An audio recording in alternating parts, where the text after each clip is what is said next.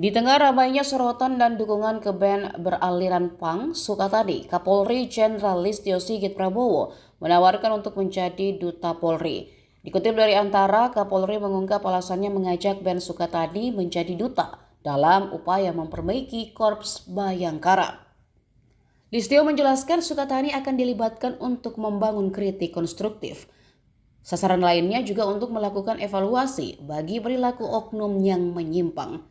Ini kata Listio bagian dari komitmen Polri untuk bertransformasi menjadi organisasi yang lebih modern dan adaptif.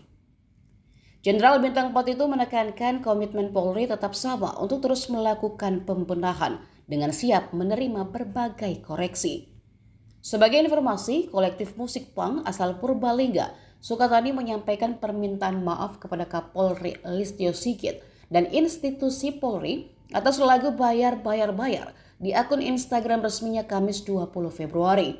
Selain meminta maaf, Sukatadi juga menarik lagu yang bernada kritik kepada institusi Polri itu dari layanan streaming musik digital macam Spotify hingga Apple Music.